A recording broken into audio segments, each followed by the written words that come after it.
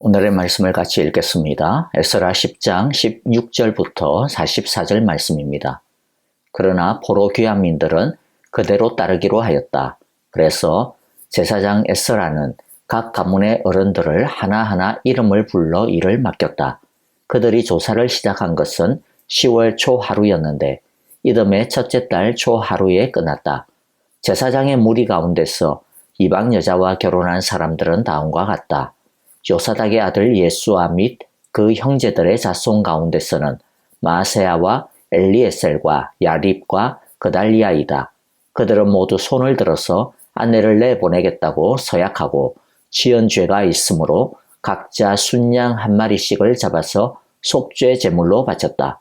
인멜의 자손 가운데서는 하나니와 스바다요, 하림의 자손 가운데서는 마세야와 엘리야와 스마야와 여히엘과 우시아요, 바스훌의 자손 가운데서는 엘요에네와 마세야와 이스마엘과 너다넬과 요사박과 엘라사요, 레위 사람들 가운데서는 요사박과 시므이와 글리다라고도 하는 글라야와 보다히아와 유다와 엘리에셀이요, 노래하는 사람들 가운데서는 엘리야십이요, 성전 문지기들 가운데서는 살룸과 겔렘과 우리요, 이스라엘 일반인으로서 바로스의 자손 가운데서는 라미아와 이시야와 말기야와 미야민과 엘르아살과 말기야와 브나야요, 엘람의 자손 가운데서는 마따니야와 스가랴와 여히엘과 압디와 여레목과 엘리야요, 사뚜의 자손 가운데서는 엘요에네와 엘리야십과 마따니야와 예레목과 사박과 아시샤요, 베베의 자손 가운데서는 여호하난과 하나냐와 삽배와 아들레요, 바니의 자손 가운데서는 머술람과 말룩과 아다야와 야숲과 스알과 여레못이요. 함모압의 자손 가운데서는 안나와 글랄과 머나야와 마세아와 마따니아와 으살렐과 빈누이와 머나세요. 하림의 자손 가운데서는 엘리에셀과 이시야와 말기야와 스마야와 시므온과 베냐민과 말룩과 스마랴요. 하숨의 자손 가운데서는 마뜨네와 마따따와 사박과 엘리벨렉과 여레메와 머나세와 시므이요. 바니의 자손 가운데서는 마아데와 아므람과 우엘과 머나야와 베드야와 글루히와 완야와 머레목과 에라십과 마따니야와 마뜨네와 야아수와 바니와 빈누이와 시므이와 엘레메아와 나단과 아다야와 막나드베와 사세와 사레와 아사렐과 셀레미아와 스마랴와 살룸과 아마랴와 요셉이요. 느보의 자손 가운데서는 여이엘과 마띠디야와 사박과 스비네와 이또와 요엘과 버나야이다. 이들은 모두 이방 여자와 결혼한 남자이다. 이방 여자 가운데는 자식을 낳은 사람들도 있었다. 아멘. 먼저 오늘의 내용을 정리해 봅시다. 16절부터 19절에서는 이후의 조사 경과에 대해 간략하게 보고를 해주고 있습니다. 조사 방법론에 있어서 약간의 이견이 있었긴 하지만 약간의 경과를 두면서 조사하기로 결정을 내립니다. 에스라는 결정을 내린 후 단호하고 체계적으로 일을 진행합니다. 먼저 조사관을 세워 이방인과 결혼한 사람을 조사합니다. 그리고 3개월간의 조사를 통해서 최종적으로 아내를 내보낼 명단을 작성합니다. 이 아내들은 이스라엘 남편을 택하여 하나님의 백성이 되기를 거부하고 끝끝내 자신들의 신들을 버리지 않기로 결정한 사람들입니다. 오늘 우리 자유주의적인 관점에서 보자면 아니 종교 때문에 이혼을 불사하나라는 이상한 생각이 들지는 모르겠지만 그러나 당시에는 종교는 개인이나 가정 그 어떤 것보다 본질적이고도 최고의 레벨입니다. 그렇기 때문에 사실 자신의 종교를 버리는 것은 우리가 상상하는 이상의 어려운 일입니다. 그래서 라합이나 룻과 같이 자신의 종족, 자신의 종교를 버리고 하나님의 백성이 되고자 한 믿음은 엄청난 결단이고 사실 자신들의 뿌리와 생명과 미래와 운명을 버리고 선택하는 믿음입니다. 우리나라도 옛날에 이전에 미신이나 불교를 버리고 예수님을 믿고자 할 때 사람들이 제일 겁내했던 것이 뭐냐면 이전의 신들이 자기들에게 해코지하면 어떡하나, 자기들 자식들을 애들을 해코지하면 어떡하나 이런 걱정들이었죠. 그럼에도 불구하고 이전의 미신을 버리고 예수님을 믿기로 했다라고 하는 것은요, 그냥 말로서가 아니라 진짜 하나님만이 참신이다, 다른 건 가짜다라고 하는 분명한 확신이 있었기 때문에 내릴 수 있는 결단이었던 것입니다. 자, 어쨌든 이제 정확한 명단이 만들어졌고 그리고 정한 기한이 되자 그들은 결단을 합니다. 끝끝내 자신들의 신을 버리지 않기로 한 이방 아내들을 내보냅니다.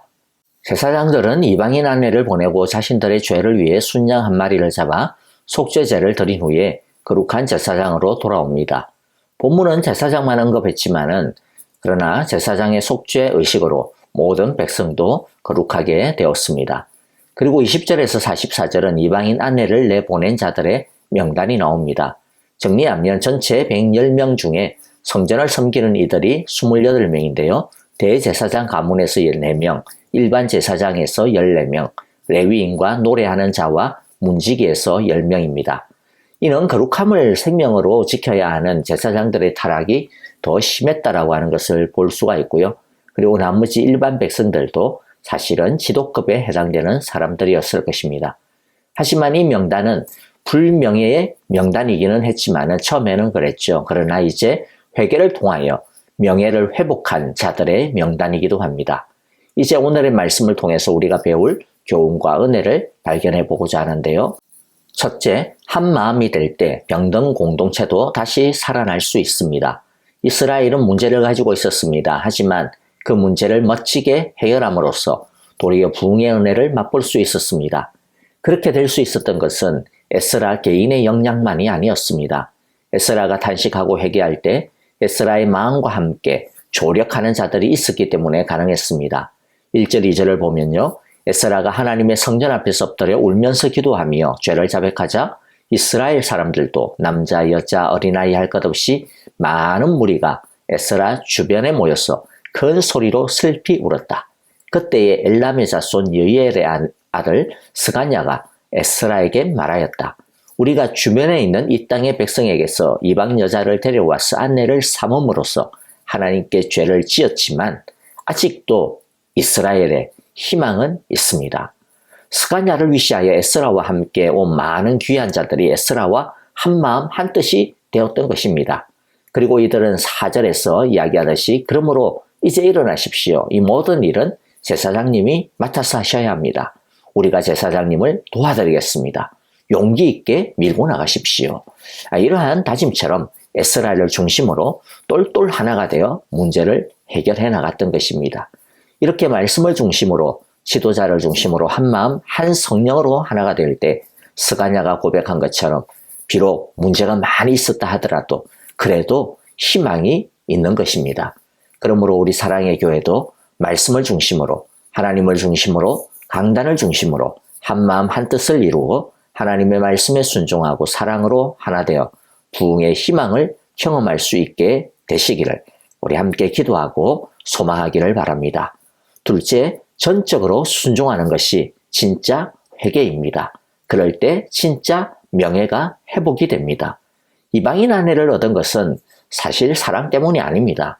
그런 경우가 전혀 없지는 않겠지만요. 그러나 이방인 아내를 얻은 것은 정략적인 이유 때문입니다. 이들이 얻은 이방인들의 아내는 분명 당시 주변 여러 민족들의 유력한 가문의 여인들이었을 것입니다.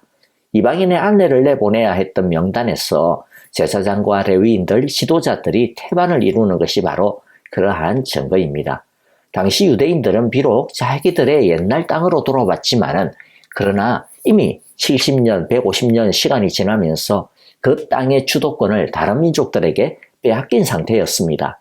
그랬기 때문에 성전을 재건할 때도 주변 이방 민족들의 방해로 성전 재건이 몇십 년이나 중단될 수밖에 없었고요. 성벽을 재건하는 것도 주변 이방 민족들의 방해로 엄두도 못 내고 있는 형편입니다. 이런 상황에서 이방인의 아내를 얻는 것은 다른 민족들의 도움을 얻고 다른 민족들에게 기대겠다라는 계산이 깔린 것이죠. 그래서 이방인들의 아내의 입김이 만만치 않았을 것입니다. 특히 자기 신을 버리지 않겠다라고 고집하는 이방인의 아내가 자기 집에 자기가 섬기는 우상을 섬기는 신당도 세워야겠다. 그렇게 한다면 이방인의 아내를 통해 이권을 챙기려고 하는 그 남자의 입장에서는 그것을 들어주지 않을 수 없는, 무시할 수 없는 그런 노릇인 것이죠. 그런데 그게 제사장, 레위인들, 성전 봉사자들, 백성의 지도급 인사들 이런 분위 위에서부터 분위기가 형성이 되어버리면 어떻게 되겠습니까? 이스라엘이 한순간에 엉망이 되어버리는 것이죠. 그래서 에스라는 끝내 자신의 신을 택하는 이방인 아내는 내보내야 한다라고 한 것입니다. 그것은 이방인과의 결혼을 통해 쉽고 빠르게 이익을 얻고 안정을 누리려고 했던 그런 얄팍한 정신과의 결별을 요구하는 것이기도 했습니다. 그리고 이스라엘은 자신들의 얄팍한 처세술을 끊어버리기로 결단을 합니다. 이방인의 아내를 내보낸다라고 하는 것은 그 이방인의 아내가 속한 가문이나 민족과 이때까지 유지하고 있었던 우호 관계가 끊어지고 도리어 이제 어떻게 될까요? 적대적인 관계, 원수 관계가 된다라고 하는 것을 의미하기도 합니다.